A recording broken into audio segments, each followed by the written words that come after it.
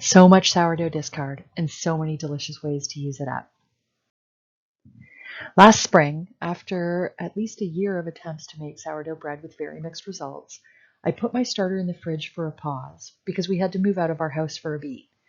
That beat, which I thought would be a weekend or maybe a week, turned out to last 2.5 months, during which I had no way to tend to or use my sourdough starter.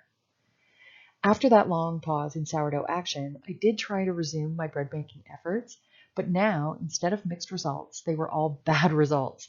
Even with new starter shared by my mom, whose results are almost always stellar, I was almost exclusively baking dense bread-adjacent bricks, out of which I could only really make croutons, crumbs, or bread pudding. One loaf was so dense that one of the croutons I made from it broke one of Marty's teeth.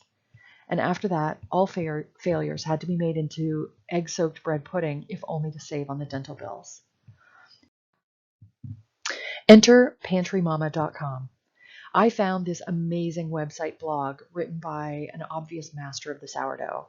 In short order, she taught me that I simply hadn't created a vigorous enough starter, and that I needed to feed that sucker every day for 3 months in order to really optimize its yeastiness.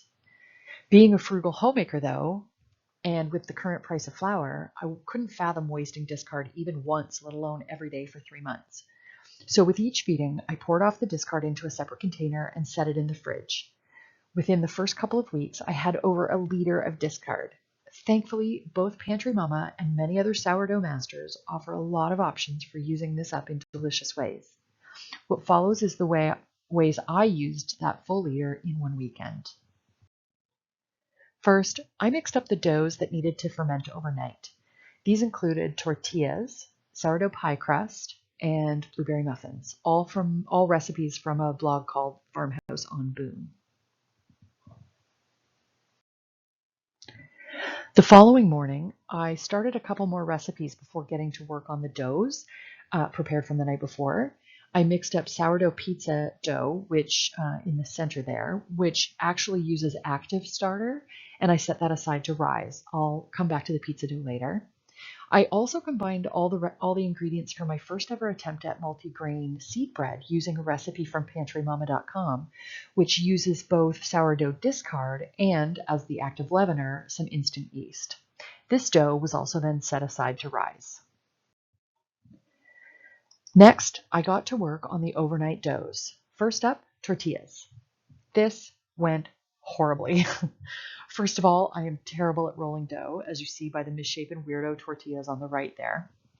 I actually put the best looking ones on top, which tells you just how ugly the rest must be. In theory, tortillas should be easy. You divide the dough into smaller bowls, flour the counter liberally, roll out the balls into very thin discs, toss those discs onto a hot, dry cast iron skillet for 1 minute per side, and then slide the piping hot discs into a Ziploc bag, a large Ziploc, to steam until they're cooled. But in reality, it went like this. Divide the balls, flour the counter liberally, roll out each ball into crazy winged shapes that look like amoebas trying to escape torture, stretch out and tear each attempt as I try desperately to unstick it from the counter, stretch and tear it even more as I try to get it to the skillet, make futile attempts to reshape it and close up several tear holes in each one, and then repeat. I managed to get 12 somethings into a Ziploc, but none of them were perfect. All were misshapen. Some were too thin, some were too thick, some had holes in them, and some had undercooked perimeters.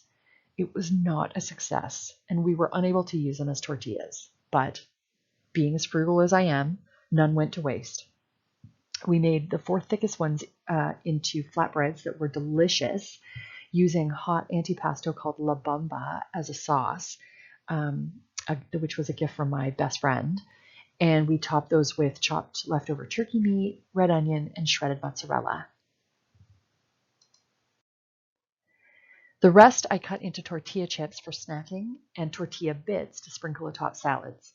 Once cut, I tossed all of these with a little olive oil, salt, pepper, and garlic powder.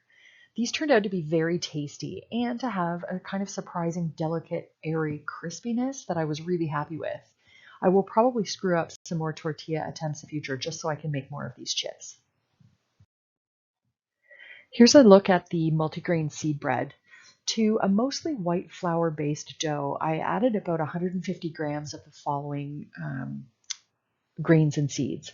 There was quinoa, oats, hemp hearts, pepitas, sunflower seeds, and flax seeds. This is a very successful first attempt as we eat seed bread with our eggs every weekend, and I would love to switch away from the store-bought product that admittedly, we love it, but I would still prefer to be feeding us homemade. I have to come up with something we love as much as that store-bought, though, before I can give up our status quo.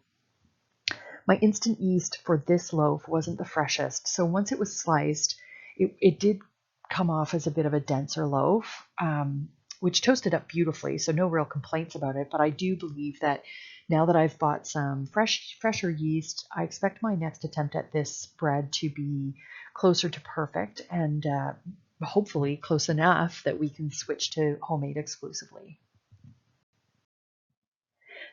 Next up that morning was breakfast ham pies made with sourdough pie crust. Marty isn't generally a huge fan of pie or crust of any kind, but he's a huge fan of breakfast, so I knew this would pique his interest. I started by scrambling eggs, then stirring in shredded cheddar, sliced sausages, and chopped scallions. I left the eggs ever so slightly underdone because I knew they would cook a little bit more once into the hot oven. I packaged up half the pie dough for the freezer, up in the top right there, and rolled out the other half. I cut out 4 equal-sized rectangles, topped 2 with the egg mixture, and then topped each of those with the second piece of pastry dough. Then began the fight to move these bad boys off the counter and onto the parchment-lined baking sheet. They got pretty squished and mangled, but in the end I got them moved. I crimped the edges with a fork, brushed the pies with egg wash, even though you can see one of them was already split, and I put them in a 350-degree oven for about 25 minutes. They were a huge hit. We both loved the flavor. The crust was golden and flaky, and Marty even made a hollandaise sauce from scratch to go with.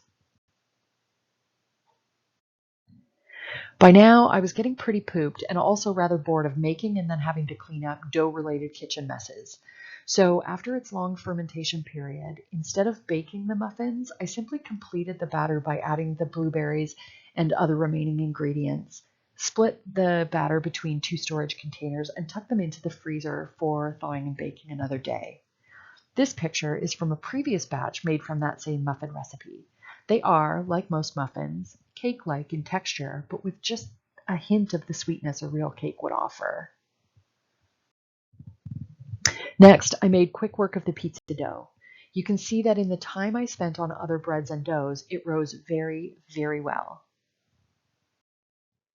I quartered this dough, measuring out, I believe, about 260 grams per serving, and froze all 4 portions for making pizza someday in the future. These are 2 of the many weirdly shaped but delicious pizzas we have thoroughly enjoyed from previous batches of that same pre-made sourdough pizza dough. As you see, I am terrible at rolling dough into anything like a circle. This is the closest to a circle I have ever gotten. And voila! That is how I used up a liter of sourdough discard. There are dozens of other ways to use it up and enjoy, maybe some of which I'll share another day. But the point is, I think calling it discard might be a misnomer, because it is definitely worth keeping and putting to delicious use. Bye for now.